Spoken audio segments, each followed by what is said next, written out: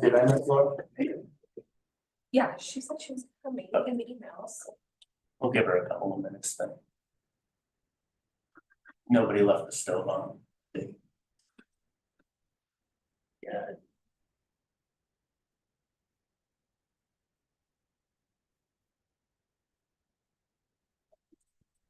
Hey, how are you?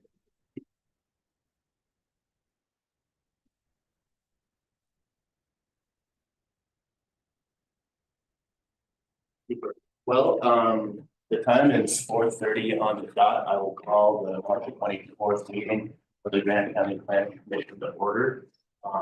First up at 4:30 to ask if we have any citizens to be heard addressing items that are not already on the agenda. We have a public hearing and some other discussion about water protection. Is anybody in the room? Yes, Mike. Citizen to be heard. Citizen. Yes. Yeah. As a citizen, would you state your name for the record? Yes. My name is Mike McCurdy. Thank you. I'm a citizen McCurdy today. Part of the ADO project overlay and approved everything. We're sitting pretty until went to financing. Financing has told me on a rural residential lot that I cannot be financed without being a commercial lot entity or a planned unit development. Just some follow-up there. Plan on putting forth a zoning change here very soon. Still plan on doing the same ADO overlay, everything of the same planning style, but cannot do it without, can't get money without doing it. And I don't pack enough on hand to do this, but I'd still like to get homes down. Still like to be part of the project, so that will be coming before you sooner than later in a full proposal. Thank you today for that little extra work in the near future. So just wanted to give you guys a heads up and know that. A follow-up question just for Yeah, please, the please. sake of the record and getting prepared for when this does come up on the agenda later on. Do you have a recollection where on the future land use map that we've been working on, what the potential future zoning of the lots around this area might be? Highway commercial. Highway commercial. And I don't even want the perception of trying to go for night lease or everything of that nature. I really would like to get housing down, as you know. And that was the So big clarifier up front. yeah, there are some potentially lower commercial zonings than that. Trying.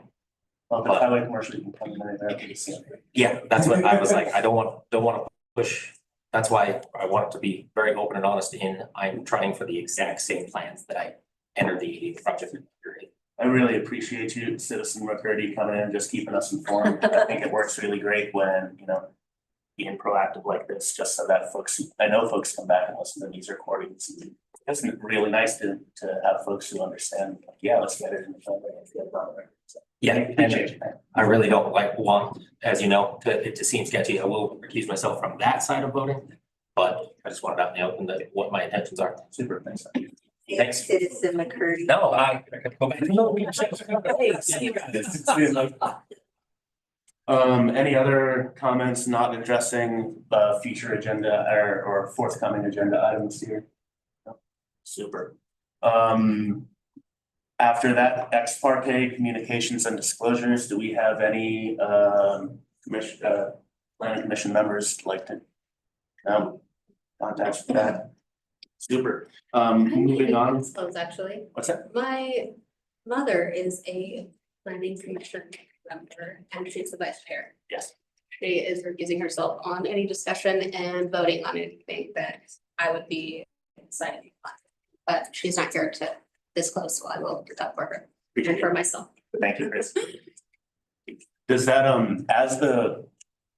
just so I know, the best utility for Mary, as the land use administrator, that probably addresses most things that where does the overlap look like there? So as far as like, she could talk about policy, the land use code, she could talk about policy within how the commission is ran. Things that you guys do, she could, but anything that I would approve, have final signature on, including, you know, something as simple as a business license, it would be. Appreciate that. Thank you, Chrissy. Can I ask you a quick, is that for voting on or even discussing? Yeah. Both. Both. Yeah. Mhm. But I appreciate that transparency, Chrissy, as always.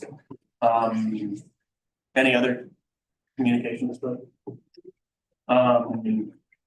Approval of meeting minutes from, the March 10th regular commission meeting. I read through these in a very cursory way. Jerry is not here. He is our resident quarterback for addendums to the previous meeting minutes. So I would entertain a motion to approve minutes as written in the packet. So moved. Moved by Obi, seconded by Laura Long. All in favor? Aye, that's a unanimous pass. The existing minutes. Moving on down the line, planning staff report from Chrissy. So this is new. I added it to the agenda. I just wanted to sort of introduce myself since I didn't do that last week. I'm Kristen Hoffine. I have been a civil paralegal in the county attorney's office since 2020. I've been in the county attorney's office since 2018.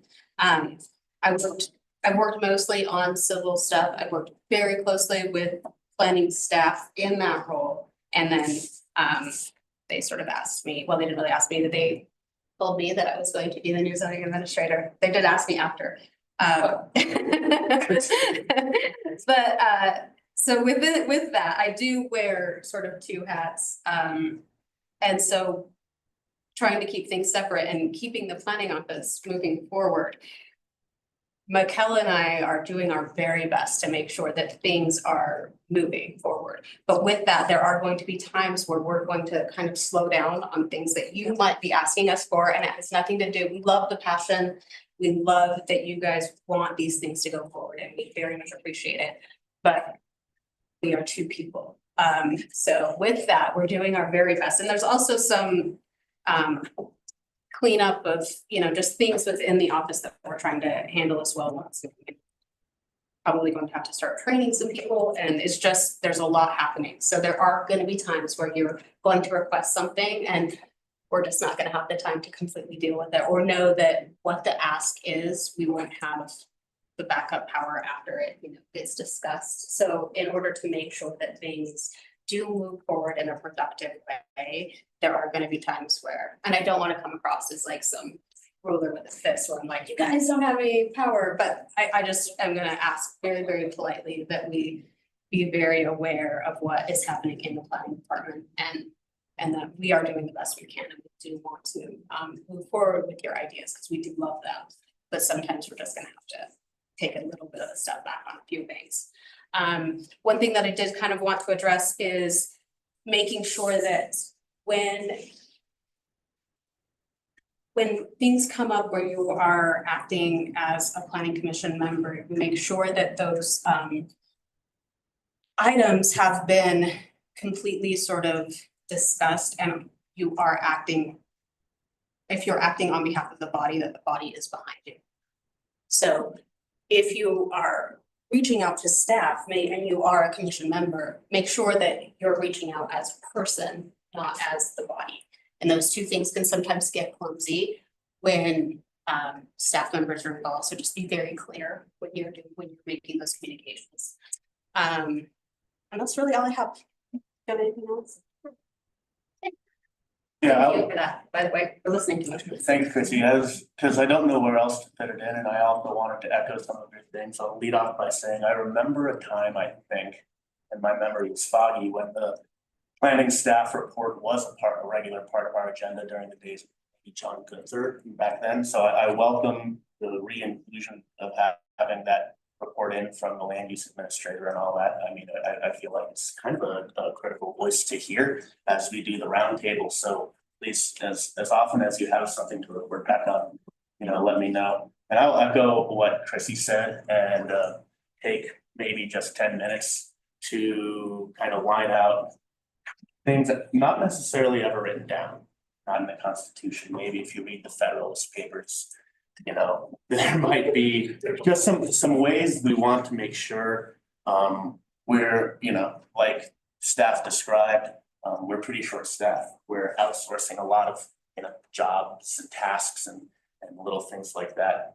And how we present our message as members, as planning commissioners, is really rather vital, because most of the time we're talking to other appointed or elected offices. And we want to make sure that our partner civic bodies are aware exactly of the scope of like what we're asking to do. You know, in regard to, I don't think this is a big deal, but like when we address ex parte communications, I think if we have reached out to other appointed or elected body, that could be something that we just immediately mention in ex parte communications, like, hey, you know, I had a email exchange with Commissioner McCurdy about such and such. Hey, you know, I reached out to an official at the city, and, you know, having that included in the ex parte communications, we don't need to get into the whole thing. You can say, you know, it'll be a discussion item on the next meeting, or it's a discussion item on this meeting. But when we're having correspondence, particularly with other elected officials, we want to make sure that that is very clear, like right up front. Ex parte, the Latin meaning is other parties, you know, parties being elected bodies, appointed bodies. So that's exactly what an ex parte communication is.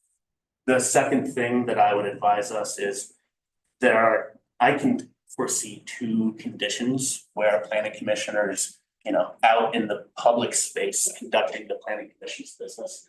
One is, you know, this is sort of like an extracurricular, I wouldn't say extracurricular, but this is an individual task on reaching out in my role as a planning commissioner.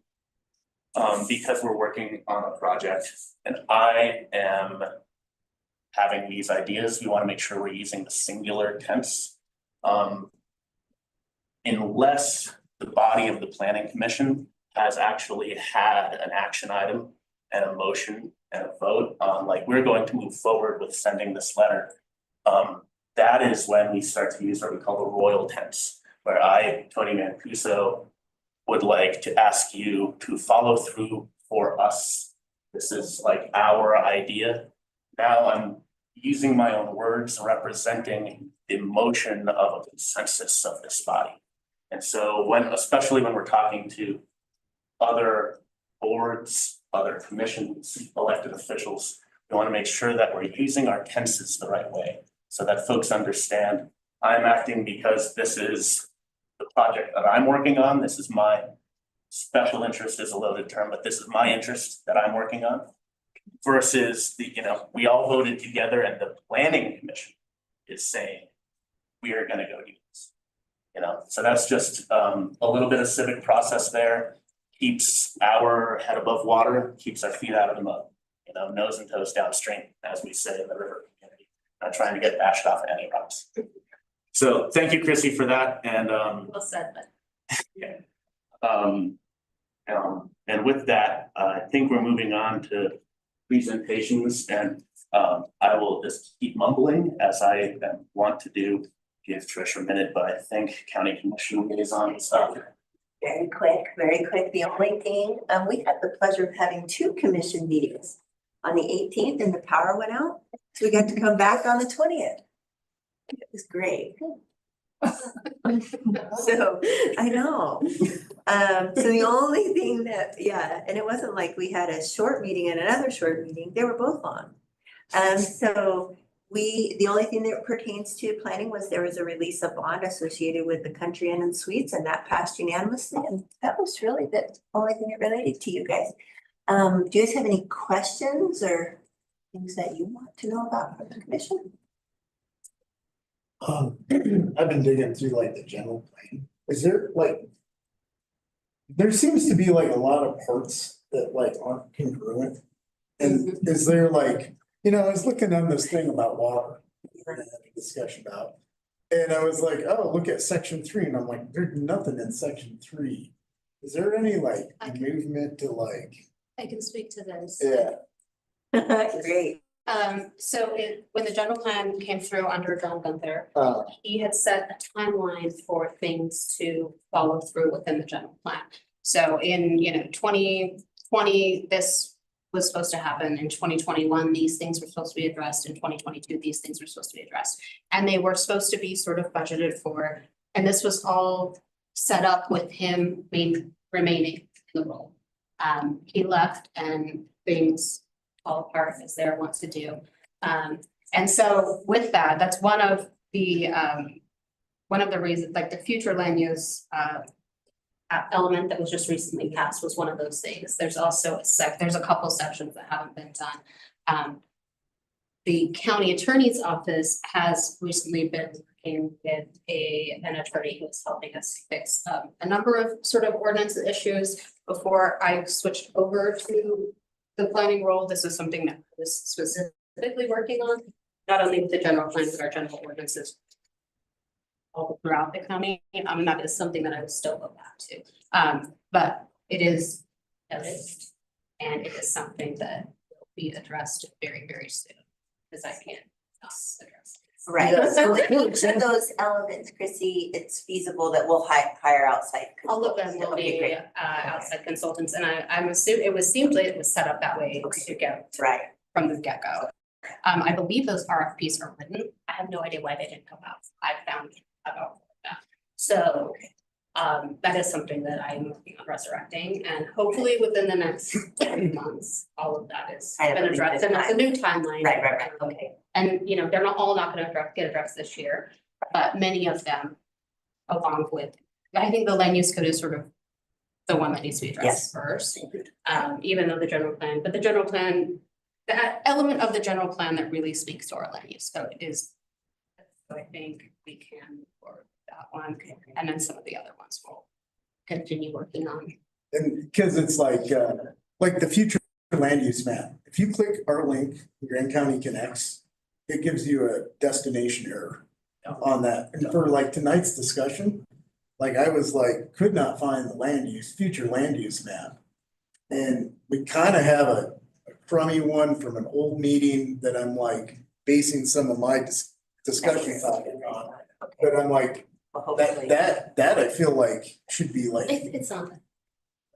I clicked on it this So morning. if you go, the Grand County Connects page is not functioning anymore. That was discontinued. So you have to go to the planning and zoning page itself and scroll to the bottom. And there's a link for the future land use map. I had the same problem, but And you guys I can call me anytime and ask about stuff like that and I can help you find it. So I had here's the the same problem, problem. but found a. All the way down to the bottom. Yeah, that, watch. Oh, this morning that did not. And last night. Sounds like I tried to operator do it error. last night. No, I clicked that same link and it was like server error. No, it's been So- up for a couple of weeks. Okay, I had What are a, you doing this? I had a reserve map I had saved. So it's just like, oh, this sucks. Okay, cool. I'm happy now. We got you there. So, But yeah, thank you, Chrissy, for updating, okay. Anecdotally, I've found a couple random little hiccups, not with any county business, but with kind of the way, I don't know, Laura can probably tell me most about this here, an expert here, but sometimes when I try to follow a hyperlink to a Times Independent article, if I'm using a virtual private network, like I was just logged into one of my work pages, and I try to click on a more like local web page because it tells the internet that I'm in, London, that won't open up. There'll be an error page. So that's maybe just one thing to check if you're trying to open a local page, a lot of times, something on Grand County. If you've got a VPN on and you're coming in from the computer thinks you're somewhere foreign, it might not open. It just happens to me a lot. I can. send it on. okay. It's funny. I was like, oh man, I was so frustrated, but anyway, yeah, good. I'm glad that happens, but like reading through the future land or We need the red that. general code, I was like, it just looks like, Right, it kind of got to like, yeah, just put it at the end, page 180, just throw it on there. yeah. Okay, And that's it. that's it. Thank you very much, Commissioner Dean. Following that, straight into public hearings, we're going to be considering a rezoning for the McKnight subdivision from multifamily to residential to general business. The time is 4:50, and I will call the McKnight public hearing in order. This is my first public hearing, and I think we give the applicants a chance to speak before we entertain a motion. Is that how that works? Yes, so usually I will present and You then present. we'll give them an opportunity, You first. then we'll let them speak. And then, And then motion. yes. Thank you. All right, so this is an ordinance to rezone 19.27 acres of Kings 9 subdivision, it's 8 lots. The future land use map for Spanish Valley designates the area surrounding Resource Boulevard as neighborhood center with underlying mixed use plus commercial.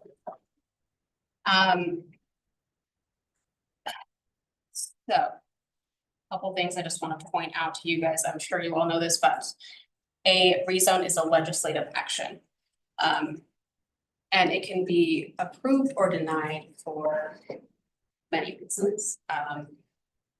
And because it's a legislative action, it's not one of those things where you have to approve it, you have to, based off.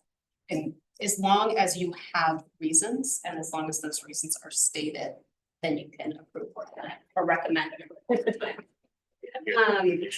This specific one in the staff report, we've gone over,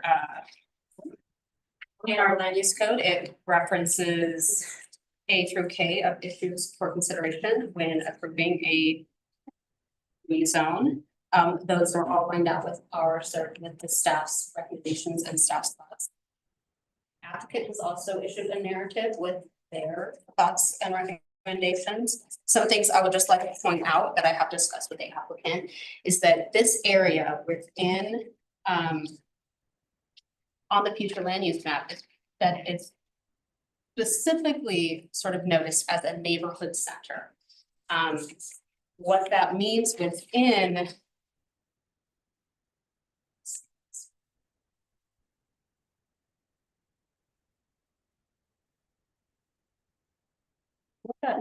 the larger sort of future land use planning is that this area has been designated as an area that would potentially have some additional entitlements outside of what would be a general business zoning designation. And when the land use code, when the new land use code comes out, this area might have, a little bit higher density, some special considerations for what kinds of businesses would be there, maybe some open space requirements. And this has been discussed with them. I think that when a new land use code gets adopted and a future land use map gets adopted, this area would sort of have additional entitlements attached to it. That doesn't mean that we couldn't rezone this as general business right now and allow them to move forward with those entitlements under this land use code. It's just something that I wanted to point out to make sure that particularly the applicants understood. And I have discussed this with them separately, but I just wanted to make sure you guys understand that as well. As far as staff's recommendation, I said neutral, and I promise you I will very rarely make a neutral recommendation. This one specifically, previous staff had supported a favorable recommendation. Because of everything that's going on with the land use code, I would sort of think that waiting might be a better option, but because of that, I'm going to remain neutral. And all of the considerations are within the staff report. Do you have any questions for me before we throw it over to the applicant? You just lost me very, you are recommending? I'm not, I'm Just curious. remaining neutral. I think that when the land use code, the new land use code and a new map is adopted, those entitlements would be more appropriate for this, potentially be more appropriate for this because there's only a couple of places in the entire county where this sort of designation exists. It's neighborhood center. It's this one, and then a small area, Spanish Valley Drive. So with that, do you guys have any questions for me, or do you want me to turn it over to the applicants? Chrissy, if we recommended in favor and the county commission came to you and passed an ordinance for the rezone, would that ordinance prevent the additional entitlements from coming later when the land use code is adopted? No, it wouldn't. So my thought would be that this would automatically be included in a new zoning map adoption. And with that, they would have the option to, object or ask for it if they have already submitted a plat that would be entitled under this land use code. So I just wanted to make sure they understood that they may be entitled to more land use code than what the current land use code offers. This is all for the applicant. It's not because I'm against this in any way. So it's a process kind of Yeah. thing. And there are no planned lowercase b parts of the land use code revision. I don't know what the opposite word for the opposite of an entitlement is, but is there any sort of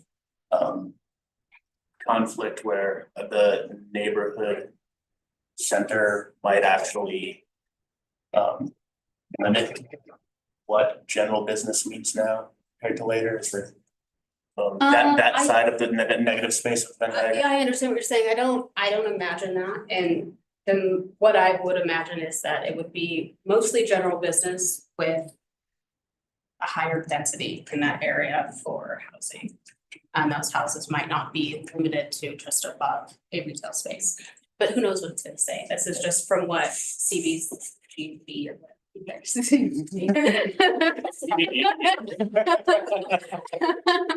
sorry that there was a couple of people who got that. Anyway, what they have proposed, and I'm assuming that they will be the ones who will also be working on the land use code, had sort of envisioned for this area. Super, thanks, Chrissy. Without any other questions for Chrissy, I give Curtis and the applicants time to jump up and. Thank you, Mr. Chairman, members of the board. That was, I think, I concur. I mean, that's a very accurate accounting of kind of, we arrived at this place. First off, SN Limited, this is it's an interesting piece of ground. Skip Nightingale, if you don't know, he's an icon of Moab business. And this is really an interesting project because I think it was really ahead of its time. It's the approval, I believe, is in the late 60s. And the title of the subdivision documents is the McKnight Industrial Subdivision. So it's an industrial park. It's 2.5 acre lots, improved at the time. Obviously, there's high demand for that. And so the partners, the property was downzoned to MFR at some point. And discussing kind of that event with previous planning staff, there wasn't a clear accounting of how or when and why, but what we both agreed on was we identified, really the opportunity for those parcels.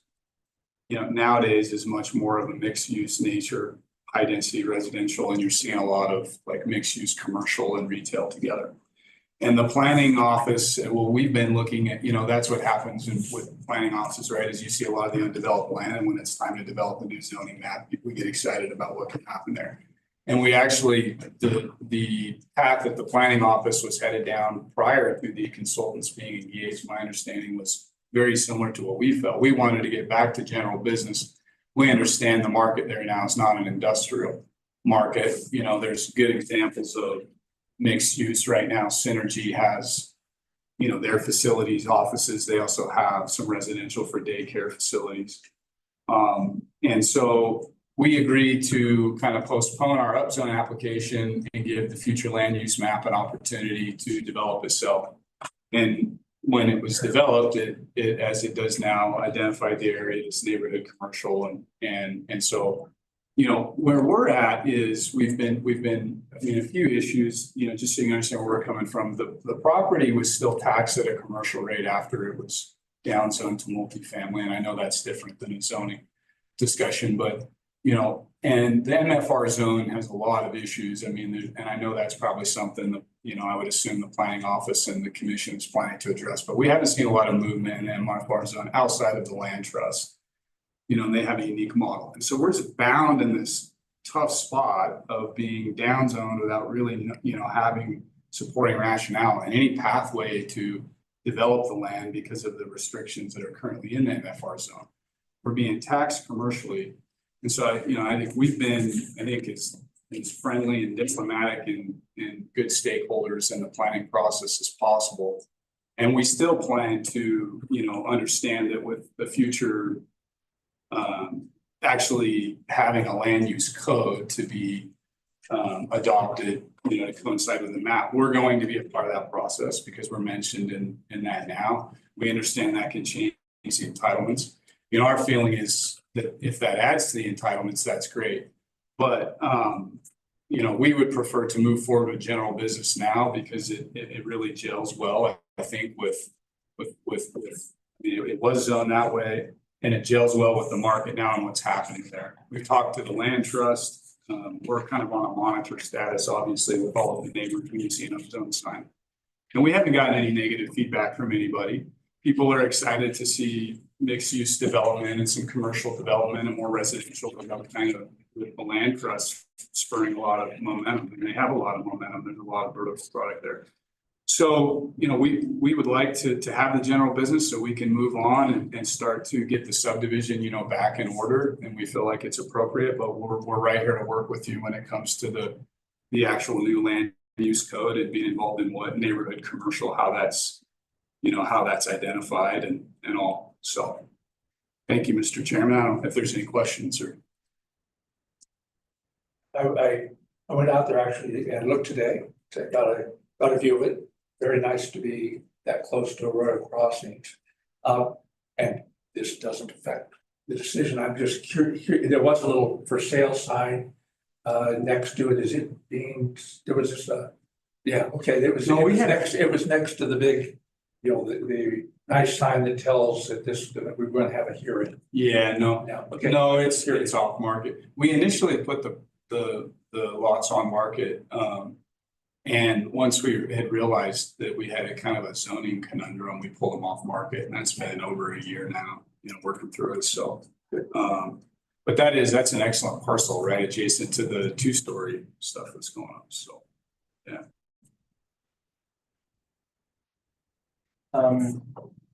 Any other questions for Curtis? No. Oh, thank you very much, Curtis. Appreciate your time and your explanation. Oh gosh, where did my agenda go?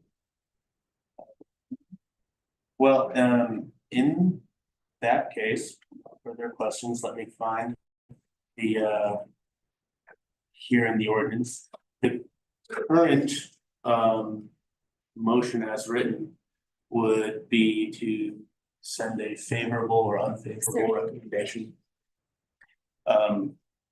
So do we have a motion on the table so we can begin another deliberation? And do we, and I can't remember, do we allow people to then speak first before the motion?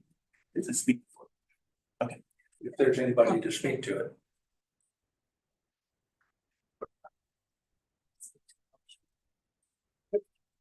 it. And I don't know how to speak. My name's Gary Jacobs. And I'm glad Trish is still here.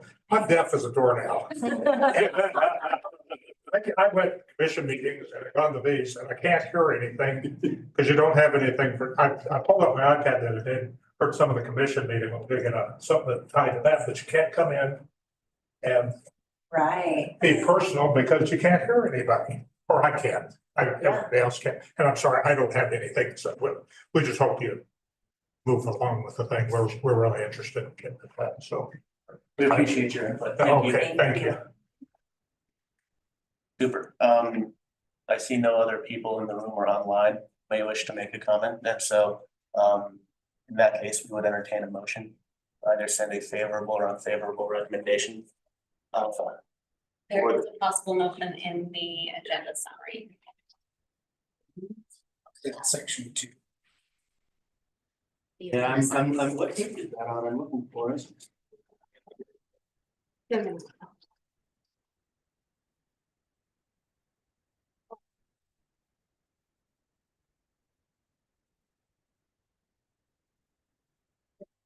My copy has the recommended motion section blank. Oh, it's on your read. It says, it just says AS, it's number 1.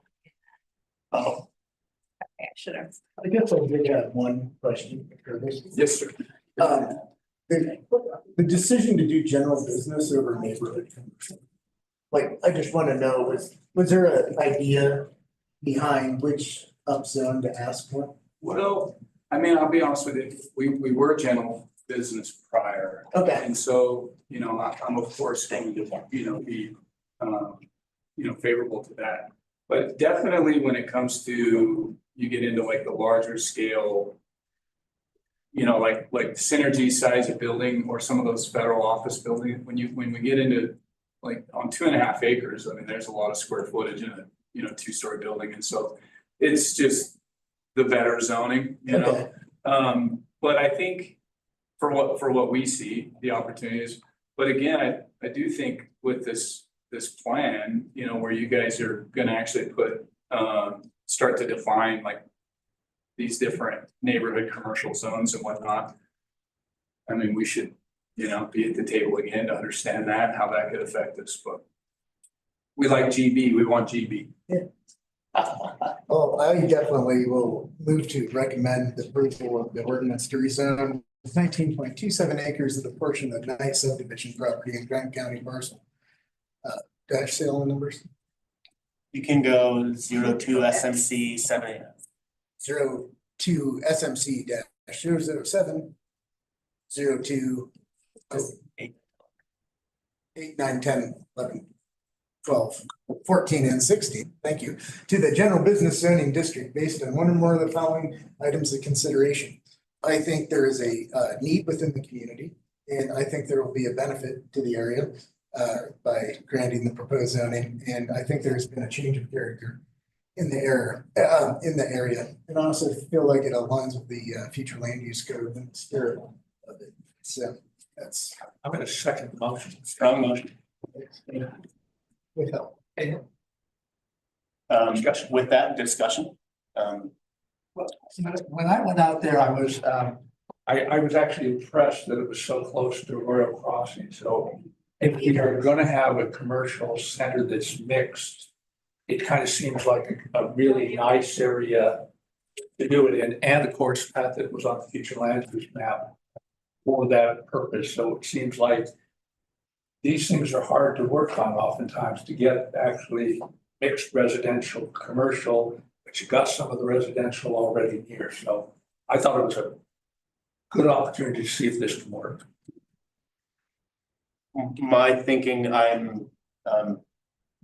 while discussion is going, trending in favor of voting in line with Aaron's motion, approval of recommendation. I'm also looking at this space in the greater context, not just of a Royal Crossing, but we don't have a lot of general business, even middle and light industrial type of land use in this community. It's, I feel, been a big hindrance to our economic diversification. There are not a lot. We were just talking about like industrial and labor jobs in this town. There aren't a lot of them. There's no such thing as a raft guide union. Trust me, we tried. And so just having more properties like that in the inventory, I think is a good thing. I also want to point out for the record that this is right next to the National Park Service headquarters and the USGS Soils Lab.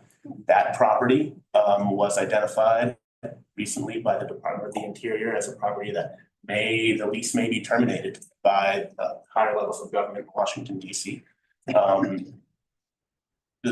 That's a much bigger conversation than what's going on in this room right now. I just wish to point out that those kinds of land uses are very hard to find, and serious institutions that really do, there aren't a lot in Moab, but the ones that do need those kinds of land uses, large warehouse spaces, places to park boats, laboratories, evidence lockers, are very hard to find here. And when I think in the natural resources space about how we need more facilities for all of the support mechanisms that go into our national parks and public lands, yada, yada. It just makes a lot of sense this area, I generally, I like the multifamily residential zone, and I tend to lean more toward the housing than the industry. But in this case, in particular, this is the spot where it should go, I think, more than anywhere else I can. That's my point. Yeah, I think when you were doing the general plan, that was like one of the hubs we were looking at. So to me, it makes sense to have some small businesses out there.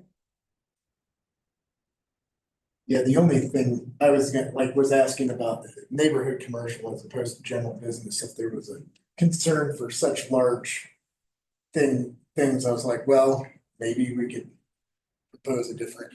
Well, one thing I think that needs to be clarified is that when I talked about, like I was talking about neighborhood center, it's Right. not the same as neighborhood.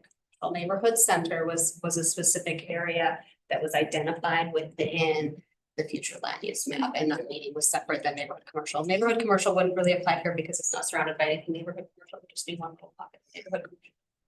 Sure, So but it that's is an different. upzone, right? Yeah, but it is a different, that would be a different sort of conversation completely than general business Sure. and where it would fit inside of the general land. I remember as neighborhood, center was described in the future land use map. The CBZ folks were talking about, bodegas, buy a dozen eggs and a gallon of milk, get a coffee on your way to work. Versus the larger, I think they called them regional center, which was a larger fuzzy dot on the map, which would have had things that were more like buy a rice maker or patio furniture. I just think that the argument also hear an argument that like, well, if we just give them time, we can wait for the future land use map, but the county has, I don't see the RFP going out. It's slow and they've been paying property tax on it. Let's get it moving. And that was one of the reasons I was asking Chrissy about that negative space in the Venn diagram. If the future land use code rezone is coming eventually, and it's a very clearly stated intention, we're looking for general business, we want to do it this way. Let's, get halfway across the river while we can. This is one of those moments we've definitely turned people away before because we said, well, the future land use map is coming. Future land use map is coming. Well, now we have a future land use map. It is trending with the direction the future land use plan was taking for this area. So I feel like it is a consistent precedent to keep with that. Super. Any further discussion there? So we have a motion in favor of approval made by Aaron, seconded by Obi. Should we take a vote? All in favor? It's unanimous. So the motion passes. We will have that ordinance sent out. Thank you very much for your time, folks. I really appreciate your work. Thank you so much. I'm glad that you guys were the guinea pigs. I know. You know what I mean? I want to vote more. Good to see You're nice people. And Curtis has called me the devil before. Oh. I think that He is- was angry Thank you, appreciate it. Thank you so much. Super. Okay. We'll be moving on. Obi would like to lead a discussion on the watershed source protection overlay, which I believe is a directive given to us in the general plan, right, Obi? Well, Oh, and for the record, There's- Megan Schaefer had to step away. We still have a quorum. Laura, Obi, Aaron, and myself. just to make sure you got this. So we'll continue. Didn't even give Chris a copy. So Was this in the packet? well, I wanted it to be in the packet, but it's, I didn't know by the form. I kind of put it as, Okay. I 'cause put did not- it, so it isn't, that's why I decided, well, I better bring it. But what I'm gonna do is kind of introduce this. We can go over this. I don't want to take too much time, but you mentioned the ex parte communication long ago. Trish and I met with Alyssa and Dan Stenta. And we basically said, well, we want to do something about the WSPO, watershed protection overlay, because it does not include any protection for the two sole source aquifers. And so we had a discussion at that point. So that's just for my geographic recollection, that's Johnson's up on top in Castle Valley, correct? It's Castle Valley and it's Glen Canyon Aquifer. Yeah. Yeah, Bench above. yeah. So, but I'll give you a quick history.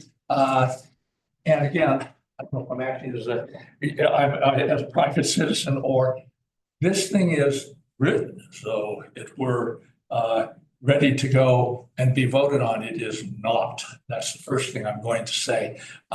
It says, hey, you could use the WSPO and make 3 or 4 changes, small changes in it, and it could cover the 2 watersheds. But of course, we all know we need to think about it. Staff needs to think about it. It needs to be workshopped. It's not necessarily a complete document. People may say, oh, people want to do that, or I may myself already have, well, then maybe there's 2 or 3 things I should add to it because it isn't explicit enough. But here's how it came about. I'm in my other hat, I'm a Castle Valley Town Councilor, and we were working on a water management plan. I've got other hats too. But we were working on a water management plan for the town, and the question was, what kinds of protections do we have for our watershed in Castle Valley? First thing we realized, of course, well, we knew this already, but it's an EPA sole source aquifer. Just like the Glen Canyon aquifer on this side, it supplies to the one on this side more than half the drinking water for the Moab Spanish Valley area, for its aquifer. And on our side, it does also. So it's got the great drinking water stuff.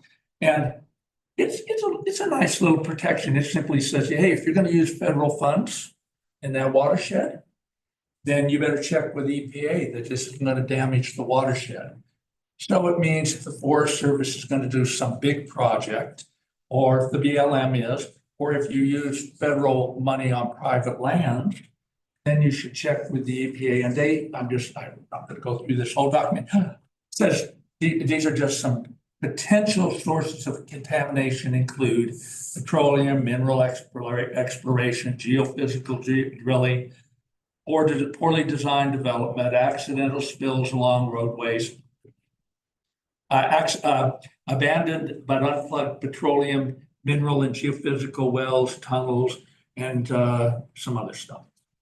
Can I jump in Yeah. real quick? I'm going to introduce a term of art as we're talking about this.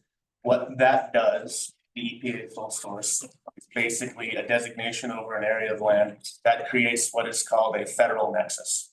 Federal nexus is simply a term that means a federal agency has made a rule that says if you're going to do such and such thing here, you're going to have to go through a NEPA process in order to figure out your stuff. In this context, it means messing with the groundwater.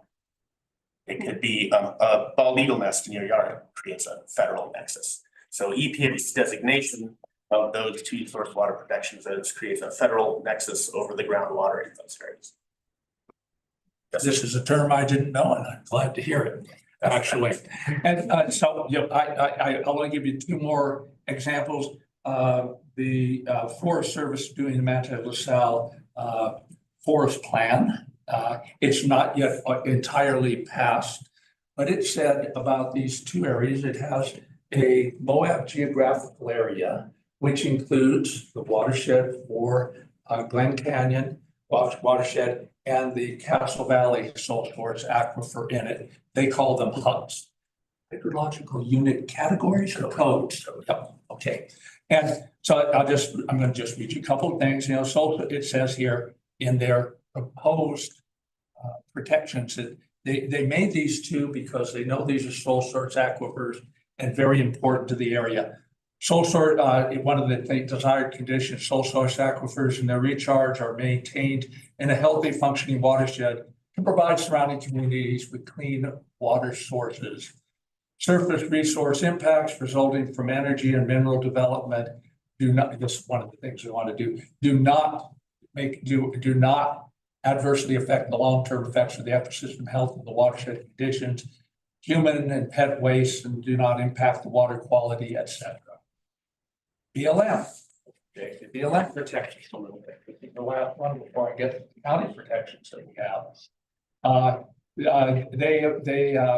They basically say there's no surface occupancy, at least in the Castle Valley watershed. That just means, you aren't going to be putting up buildings. You're not going to be drilling for oil, though you could still do horizontal drilling. And they've kind of limited the number of cattle.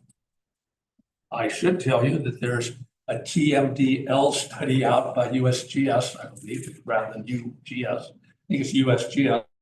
DW. And this, is it UGS? DWQ, Division of Water Quality. Is it the Division of Water Quality that's done this study? And it's interesting, in the Castle Valley watershed, we are one of the impaired rivers along with Back Creek and Mill Creek because of, I just lost the word for it. It's E.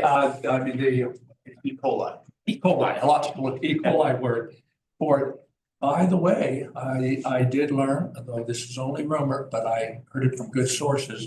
Actually, the person who wrote the PMDL study, they're right next to us at the Seventh-day Adventists. They are boiling their water for some health reason. So they may well have some pollution out of this aquifer. So I will jump in real quick, Eddie. I'm adding context for the record. This is when we're going back and listening on this. TMDL is an acronym that stands for Total Maximum Daily Limit. The State Division of Water Quality is a department of the Department of Environmental Quality. Scientist studies creek, a water body, notices a certain level of, it could be a germ or a chemical or a mineral or something in the water that makes it less useful for people. In this case, it's E. coli. And a TMDL doesn't require a local entity to enact any laws. It doesn't place any restrictions on land or water use. It's just a document that the state will go up and file with the EPA. And if the EPA accepts the science, they will set a goal. We'd like to get that number of E. coli. It could be salt, it could be mercury, down to this. And when you have a TMDL, what they would call an impaired water body, you can use that status, that little ribbon your creek wears, as a very strong leveraging point for getting grant monies through the federal government, through the state government to help clean up that waterway. It's just a sort of like a special ribbon your creek or lake or aquifer gets to wear on its sleeve that gives it special recognition as a water body that deserves and needs to have some improvement in. What does it stand for? Total maximum daily load. think that creek gets a brown ribbon. Get a brown ribbon. And actually, I should add Castle Creek is the least impacted of those. So Pat Creek's the worst, Mill Creek's next worst, and Castle Creek is the least impaired at this point. And we did have Sam Taylor, he came and did a presentation, well, he came to the mock meeting, but he also did the presentations at County Commission. And one to our town. Yeah, oh, he did, great. Yeah. So I then turned, it was my assignment, because as we were doing this water management plan, what's the county doing for Castle Valley? And in terms of water, and the answer was nothing. Well, that's not quite true. They do something on this side. Drinking water, the Utah Drinking Water Division has this well protection kind of zone, water protection zones for water providers. Now, water provider, we have one in Castle Valley. The church is a water provider, and it's a water provider because it provides water for 65 people a certain number of days during the year, right? And the Seventh-day Adventists are, because they have people that they supply water to, but nobody else in Castle Valley has water protection zones because they have their own individual wells and they don't supply water, the water provider for other people. So we thought, well, we don't have very much at all. On this side, there are water protection zones, mainly around the springs and wells for Wisna and for the city of Moab, and there's probably some others that supply drinking water. And they have, actually on this side, they have some pretty big zones in the lower watershed, but they don't protect the entire watershed. Just about to get to this thing here. The only other thing is, yes, you're right, it's really scattered. And of course, you could pick and choose from the general plan. But here's from the general plan: protection of forests, rivers, watersheds, environmentally sensitive water bodies. Here's the quote. There are multiple agencies invested in continued development of active forest management, the protection of watersheds and riparian areas. Collaboration, cooperation, actualize conservation efforts, ensure consistent principles and practice. The goal: enhance and promote and protect the Colorado River watershed, its banks, groundwater sources, aquifers, and adjacent natural water bodies. A little later, it says, establish aquifer protection zones conforming to the best practices and ensure that water protection is enshrined in regulatory policy. And I won't go further, but only say there's some support for it from the general plan. Tony, I'm not going to, tell me if I take too much time. No, this is the only thing on the agenda. Okay. So we have in front of us, this is the water source protection overlay. Isn't it short? It is just about 2 pages, the first page, and you flip it over, and then a little bit of a paragraph on the second page. And then there is another section, 8.4 constrained lands, 5.4.1 is all in the land use code.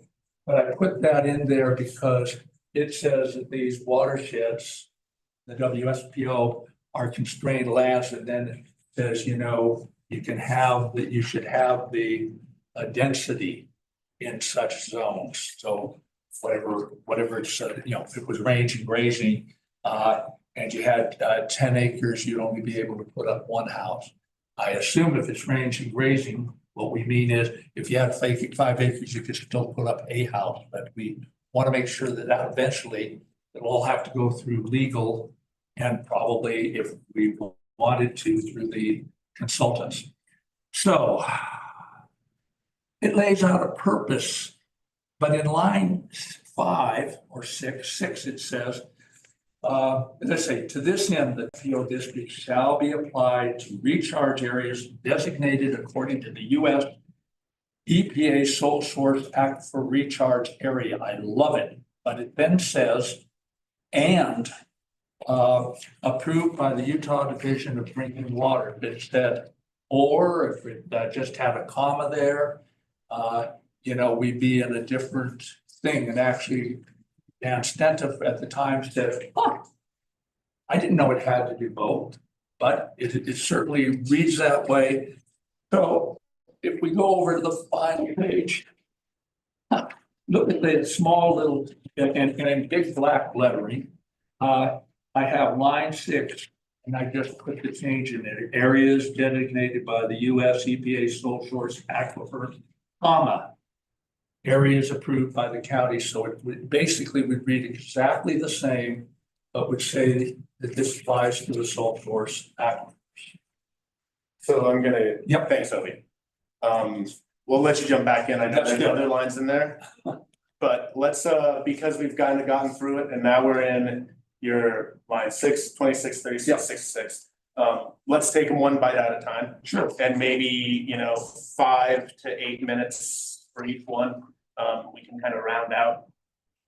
My first thought, I like the idea. I don't love an and without a punctuation in an ordinance, in a Yes. code in general. An and without a punctuation is a big pain in the butt. You should never write like that. Do better, everyone.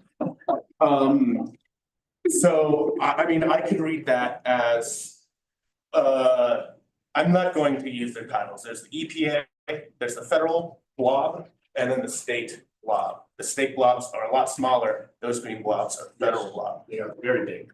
this and without a punctuation sort of imply, well, I shouldn't say sort of, the way I read it implies that it will be the smaller of the Venn diagram of both the big blob and the little blob. So if you've got, say, the little blob that covers most of the city of Moab, the area where section 4.5 applies to is only the areas of overlap, is what that and is doing right now.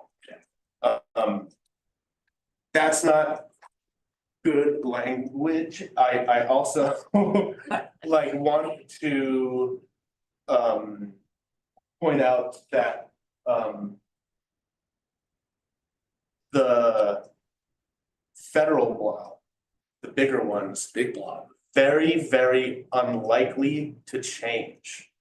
The EPA did these watershed delineation surveys back in the days of the Civilian Conservation Corps. The way they drew these blobs is they literally paid a cowboy in like biscuits and whiskey to go walk up the highest ridge line of all the stuff and draw a blob on a map. And then he'd go over to the next one and find all the highest points and just draw these blobs together. And they just identified the way the hydrology works is the raindrop that falls on that side falls into that aquifer, the raindrop that falls on this side falls into this aquifer. The state did it a little bit more technical while they poked around underground and found some wet stuff. There's a great benefit to the federal blob because, you know, aquifers get recharged by rainfall. It doesn't necessarily, you know, we have these sandy, highly, the water moves very fast underground around you. I think adding just an and or I'm just saying I like your edits to line 6 because of what that and does, making it the center of the Venn diagram and not inclusive of both circles when you go on the diagram. Yes. So, in the county general plan, there's a schedule 16. And that has another map that is a lot, like, is that what you're saying, like the state drinking, like the state protection is? Yeah, so this is, they're usually circles on the map and Is that- they cover part of the lower part of the, there they There are. you go. See, smaller state blob, smaller blob, yeah. And you can see a couple, you see a little block over in Castle Valley. There are the two, one is Seventh-day Adventist, the other one's a church. So what would be the disadvantage, like if that's a higher resolution of like study? Shouldn't we take the higher resolution one over the lower one? I'm not well educated enough to talk to the specific hydrology that goes into the kind of resolution that the state is working with versus the feds. I'm gonna get away from the science for a second, just talk, my interest is in protecting as much groundwater from contamination as possible. And in this way, we, you know, water is like more valuable than gold out here. And having, these are my personal values now, having both of those areas, like a good example is look across the way onto the UMTRA project. That area is not included in the federal blob. And so with the way this and reads right now, it's disincluded from section 4.5. Looking forward to the future, what kind of development might happen at UMTRA, not even the future UMTRA plan and the skating rink and the amphitheater, but with counties standing to ask the Department of Energy to do the higher standards of cleanup, right? We want to make sure that they're following through with that CUP over there. I see benefits to having both. So what you're saying is it's like use the larger lens, just it's better practice. It's water, you know, that's my thing with this one. It's water, so we should. My personal interest is to protect more area. No reason, I feel like it's a conservative point of view to say no reason not to protect more of our water. We have very little we should conserve it. And it is also an additional kind of thing is and it's interesting looking at the Castle Valley side, what would get protected then, because you know, we don't have a water provider, therefore we don't get to cover a big area for Castle Valley up above us. We just have two small water providers. So, I mean, that's another thing, but I'm probably with Tony on, I think the water is so precious. You want to protect it, and it's interesting what the Forest Service does with its hubs. It doesn't say, oh, you know, we don't have to protect the upper reaches of the watershed, but we ought to protect them. So currently, the only thing that's covered by by our code is the stuff in the blue. This stuff where the blue and the green overlap. Yeah. Sorry, Yes, you're I right. was guessing, Good point. okay, so blue and green overlap. So that's, which excludes the UMTRA part. And I always, I'll just throw this out there, I always hate looking just at Moab and Castle, like there is Thompson. There is. Kansas, so I'm just wondering about the consequences to a place like Castle Valley. Right, so like, okay, if we were to say, hey, recommend this. Yep. What happens? How does it change? Well, Castle Valley's happy. Because our watershed, the quality, it's one of these interesting, it's not about quantity, but we would have protection for our watershed. And that's incredibly important to us. I mean, this TMDL study is just the first example. You know, what's happening here, you know, it's not point source, they don't know where it comes from, but it could be septic, could be animals.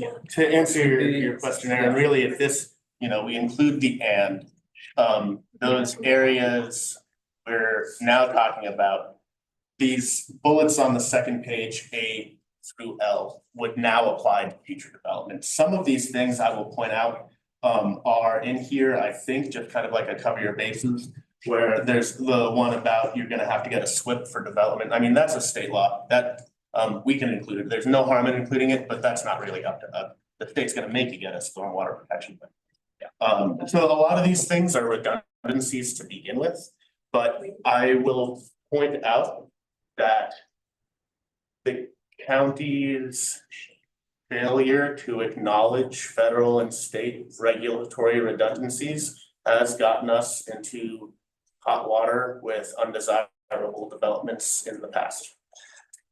The other thing I echo, go ahead. Go ahead. No, No, go ahead. I'm not the leader. Well, I was just wondering, are you eventually gonna kind of parse some of these out? Cause there was just one that Yeah, I think, I don't know, I'd like to give Obi his time Okay. to go through it, and I appreciate what Obi said, right? Like, he's like presenting a novel idea.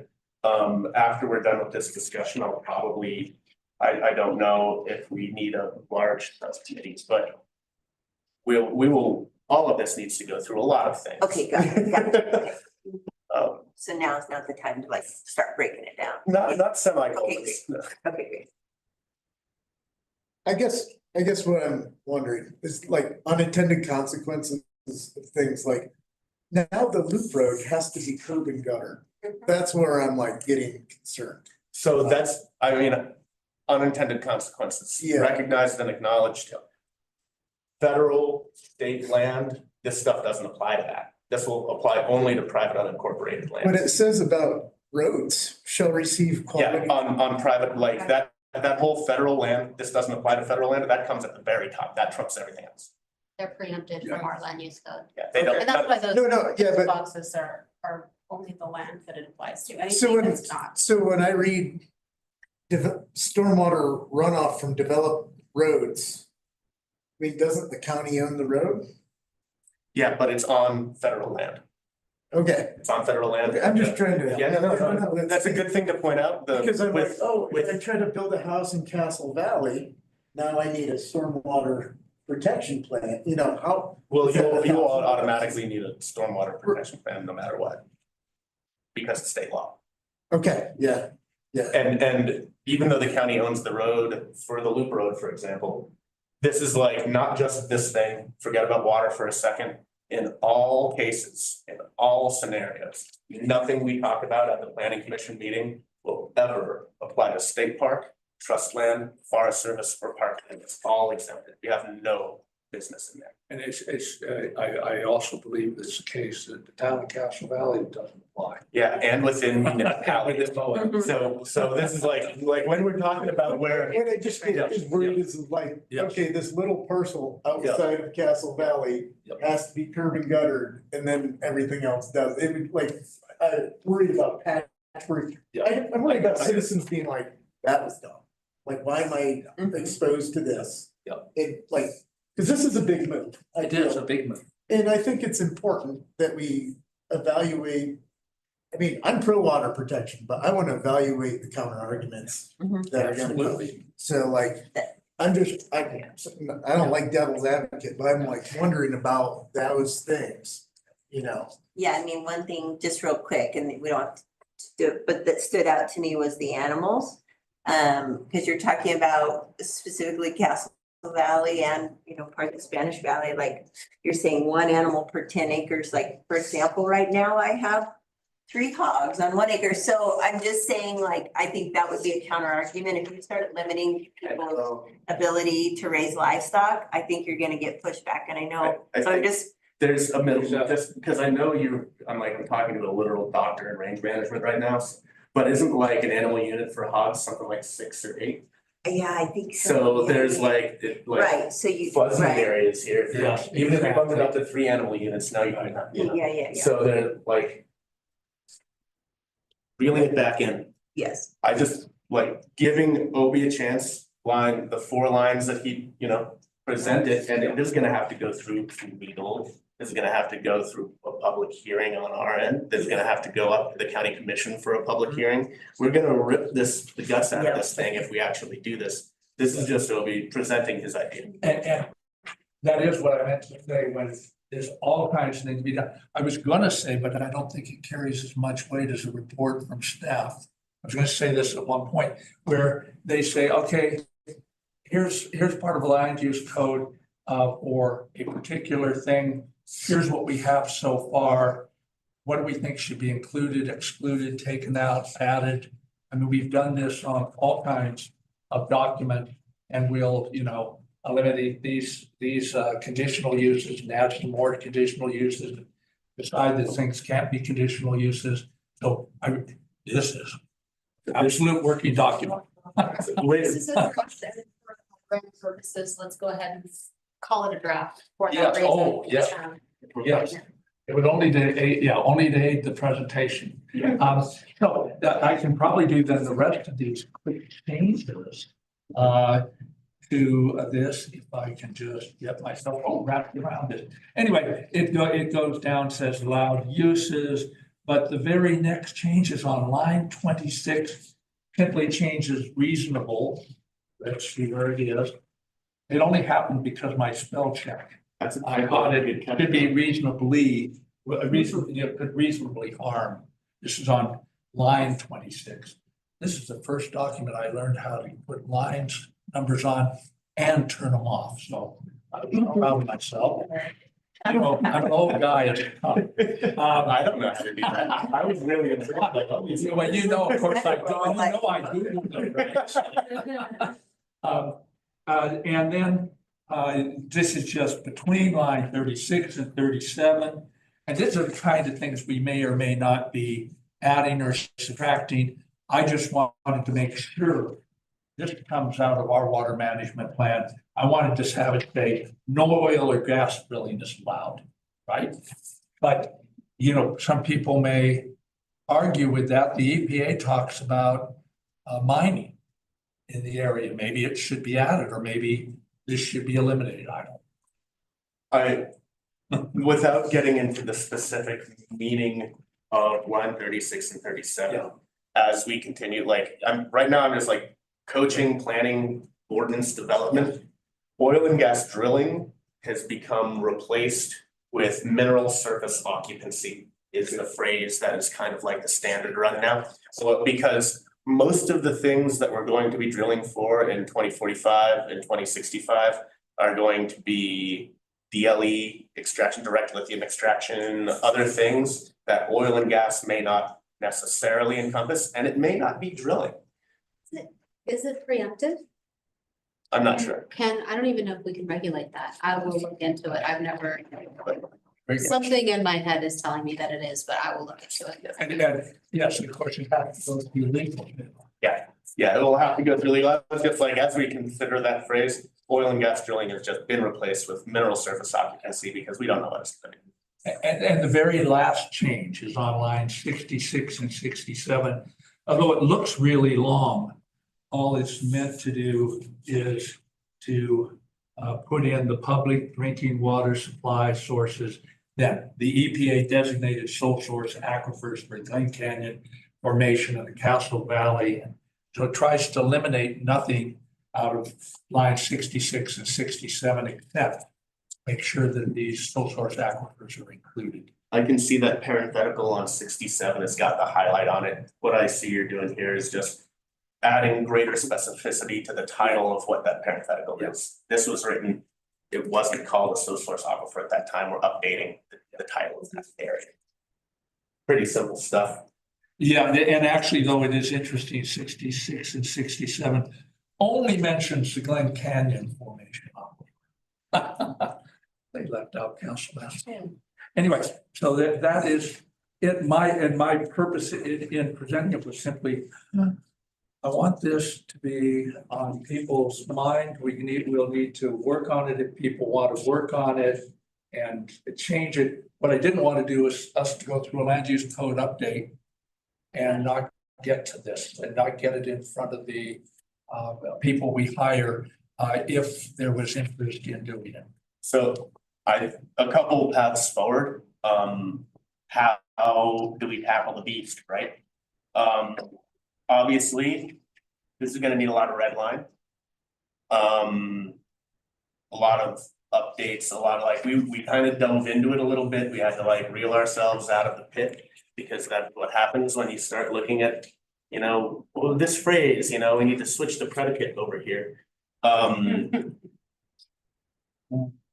I would be, because this is a discussion item and we're not up to like, I move to recommend this change. We don't even have the red line yet.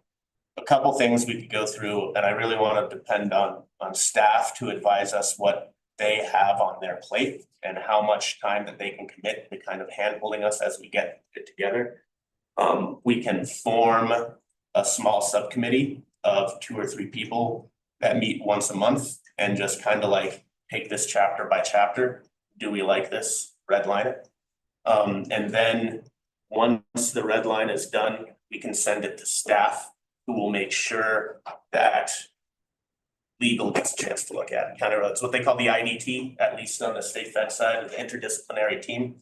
Once we get kind of like the commission worked on this, we would send it to staff before there's a motion, get the IDT to look at it, make sure that we're not doing anything illegal or stupid for Bill Jackson's County Roads team, like, oh, yeah, And then after IDT tweaks it, we can have a penultimate draft that we would forward on to the county commission for final consideration.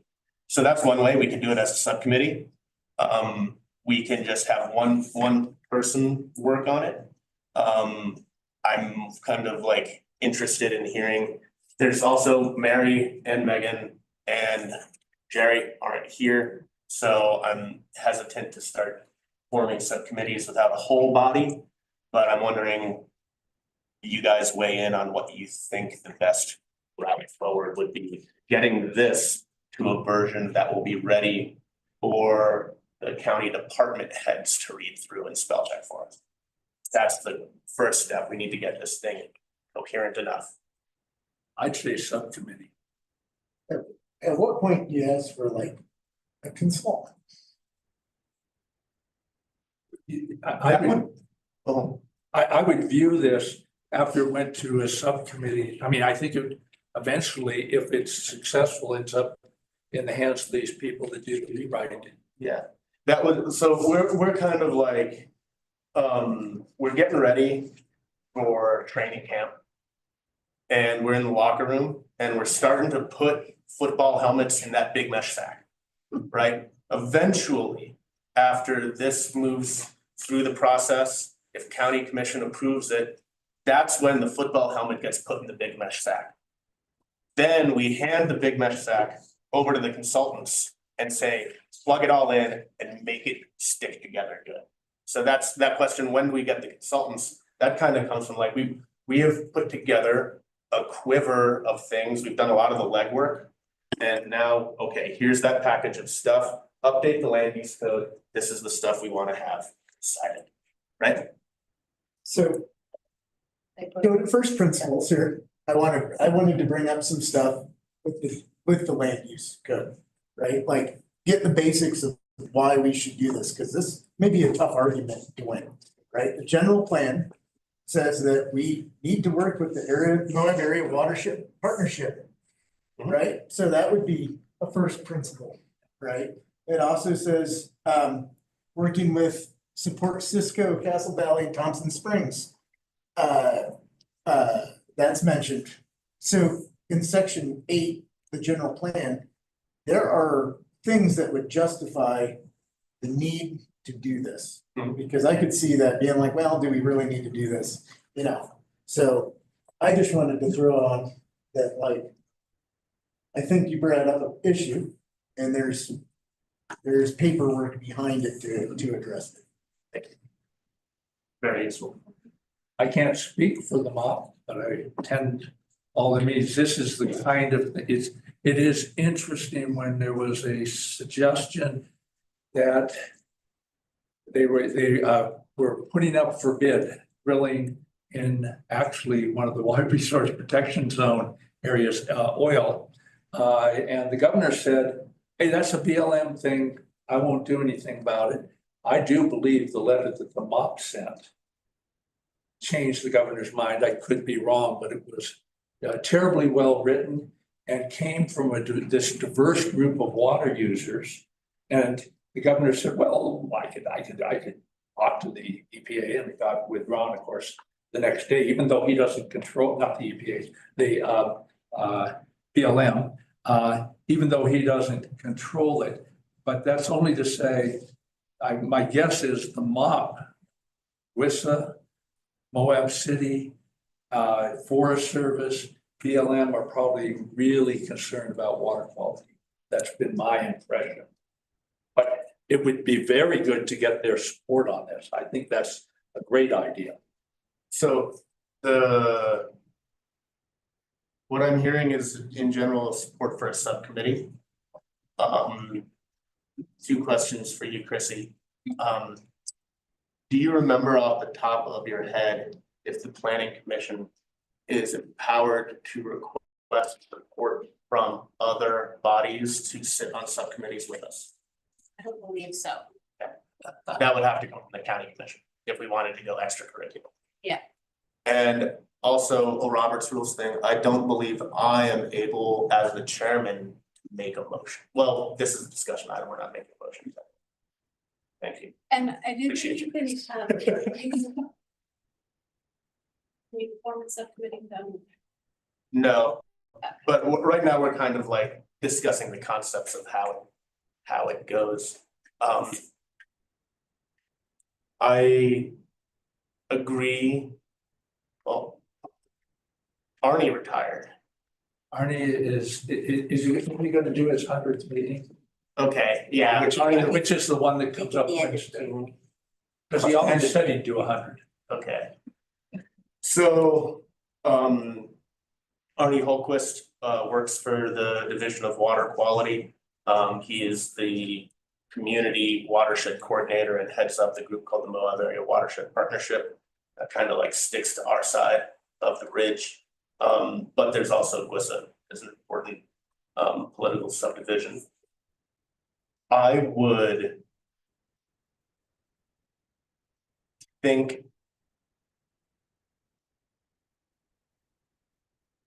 they would WISA be included when you guys do your around the, county road, county engineer, legal, WISA's on that team? So what's this on, I would assume it would be everyone who's a member of our DRT. Yeah, thank you, DRT's. Yeah, and WISA is involved. So they would be there for anything.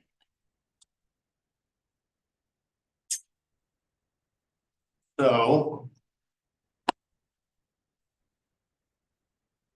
Seems the most appropriate way to handle this would be to put this on as a action item to create your subcommittee at a future meeting. yeah, that's what I was gonna say. Yeah, that's what I think, that's what I. That's what I was trying to get to. Moving forward. Yeah. And we could do it in for the next meeting or the meeting following, depending on what, what order. Sort of, I've been queuing things and then we'll just bring them up as we have time, as staff find time at I will, meeting.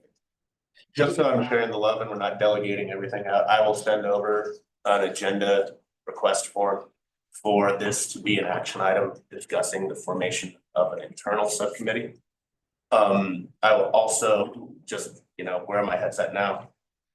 We should, at that time, discuss and contemplate recommending to the county commission, they form an external subcommittee that has a larger stakeholder group. We can do this internally, or they can bring in with a party from the outside. We can take it two ways, chew on it for a couple of weeks, then we'll get to it. I'll probably ask that one for the first meeting in April, because we do have two kind of like in the chamber, and I don't want like fifth discussion item, seventh discussion item. So that'll probably be what I say. I'll send that in. Yeah, and then we can get with admin on as far as admin. We can do that through admin, see when they have the bandwidth to, because I know that they're sort of overwhelmed as well. So when they have the bandwidth to add commission into that. And if it sounds like, we're talking about 6-week, 8-week lead times with the commission, maybe you just choose to do it internally, smaller scale, and keep the ball rolling rather than. I would advise going that way, because I do know that they are very overwhelmed in admin office right now. Right away. Just hiring staff. We got a lot of open positions. You're gonna also like, not to put Trish on the spot, but if, writing, this is just my personal advice. Making recommendations, particularly which relate to the way the county commissions both executive and legislative power of the purse as an advisory body gets really sticky. I'm not saying that you don't like flare Trish should be like, where's your planning director? Sorry, Trish. Yeah. But doing that in the written record gets really sticky with grandma and paper trail and all that. It is also less formal, less complicated. You're a lot less likely to get yourself in hot water if you can signal that or deliver that message to Trish during the county liaison update. She's right here. We can talk. We have a direct line to the county commission, and it's on the record. And we know that Mikhail's recording it. We know that it's being broadcast. That's the most absolutely transparent way to correspond with the county commission, is to talk to our liaison. That's why she comes to me too. So just one way. I'm like in my professional life, like I get grandma twice a month. It's horrible. It's not fun. I don't want to wish that hell on anybody. So I'm advising us in ways to avoid that happening to you as a citizen. It's a bummer. Twice a month, that's child's play. Yeah,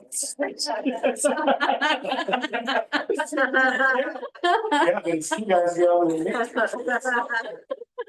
Jeez, it's just particularly like, also know this, like we're conducting business on our personal laptops. One of the conditions of being a volunteer Email address. with personal email addresses, that's the way it's gotta be. Grama will let auditors and investigators inside your personal laptop. So know that there's a condition to volunteering and an advisory body here. We want to be very cautious the way we conduct that correspondence. Yeah, I'm never gonna stop harping on that. Hey Larry. I'm never gonna stop harping on that. It's a big one. If we can do it in voice, into the microphone, into the record, so easy to cover. Sorry, that was a little bit of a diversion. Obi, this was your agenda item and we just kind of like spun out of control. I mean, this is, exactly what I would hope for. So, I'd just like to put on there in that, general plan. There's a lot of other things that deal with water that just doesn't deal with the WSPO. And I don't know if that is like too much of an elephant to eat all at once. But I would like to see that subcommittee deal, at least look at that and be like, these are the things that we would like. You know, I agree with you. There's a lot of other things about water here. It's not just the source protection overlay. Like you can't predict the future, but if we were able to incorporate more of an interdisciplinary subcommittee, do it that big way, where we've got WISA and Arnie working with us, that permutation of subcommittee may be better equipped to tackle some bigger checks. Whereas if it's just us on the planning commission, we might want to like one smaller bite at a time. So it really, I think, depends on how we can form the group to tackle this work and what tools we have once that team gets set up, right? Yeah, I guess my only thing is we have more build out potential than we do water, I think. I don't know, I'm not like certain, but I've heard like thought, and that's bonkers. Like absolutely insane. And like, I don't know, like that seems to be a problem sometimes. That's wrong with St. If George. it's in 70 years, well, you know, whatever, I'll be dead by then. But if it's in 20 years, if it's in 30, I don't know. I very much share your concerns and I'll put it this way. If we want to tackle some of the stuff, the subtext in that concern, we're gonna want to make sure we have a double stack magazine. You know, what I mean? We like that issue is best tackled, but like Arnie's one of the most respected watershed coordinators in the state. I think he's been doing it longer than anybody else. You know, WISA is a heavy hitter as far as water suppliers go, and Dana on the state water board now. So like there are tendrils there. If you really want to tackle big stuff, all the more reason to have that. and I would only say, I mean, yeah, this is one small bite. It's the thing that fits into the WSPO, which was designed for water quality. Doesn't say a darn word in WSPO about water quantity. The water quantity is terribly important if you could figure out some way to tackle that's tackleable, it would probably be in something different than editing or changing the water source protection overlay zone. It is a very big and important issue. And I would say getting water to Thompson, that's a very important issue. Just lies outside the two sole source aquifers and water protection zones, although maybe they need they may be a water provider. They may have a small water protection zone out there. I don't know. One thing I've learned over the years is that what's happening out there in the natural world really doesn't care very much about how we change the colors in our coloring. There's water in Thompson and it should be protected just as water everywhere else should. Yes, I agree. Well, with that, let's go back to the agenda. Otherwise, we're just gonna keep spinning. So it is 6:03. I don't see any other citizens to be heard, so just want to acknowledge it's the 6 o'clock citizens to be heard thing. But there are none. Future considerations, I will just re-hit that, I'll send that agenda form for discussion on a WSPO/water topic subcommittee over to you guys. And we also have, Megan wasn't here for this one, but she's got updates for us with the interdiscipline or the ombudsman training for multiple planning commissions, city, San Juan, Grand, Moab. She's been doing some legwork on that. So, and also I hope by next meeting, I sat down with Caitlin to talk about housing subcommittee stuff. that most recent housing subcommittee, or was it the task force? I'm getting mixed up, but it got canceled. Right. Yeah, and so hopefully, I know you've got, Erin's kind of been our point person on housing subcommittee stuff. On that next one, we'll give you a chance to give us updates from the housing subcommittee stuff too. That's tomorrow. Right? What time is it? 4:30, yeah, I'll be there. Cool. So that's the stuff I'm thinking about. And I'm sorry, I didn't, I was in the field a lot this week. So I asked for request forms a little bit early. If you guys, thinking about next meeting, first in April, or second in April, yeah. I'm gonna be in the field a lot again too. So, if you do send any request forms to me, I don't always want to blow up your inbox. So maybe also copy Mary for this next cycle of agenda request forms. Because I could be in the bottom of Westwater Canyon again. I don't know what's gonna happen. So yeah, just when maybe this like good, sorry, go ahead. We also have 2 weeks before the next meeting, so Oh, we're in the yes. calendar. Yes. So it's not until. Yeah.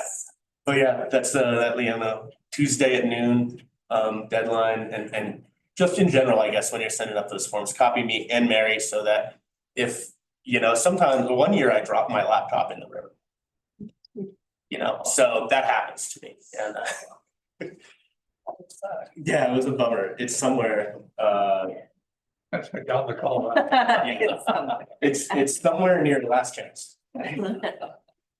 Super. Well, in that case, I would entertain a motion to adjourn unless there's any other.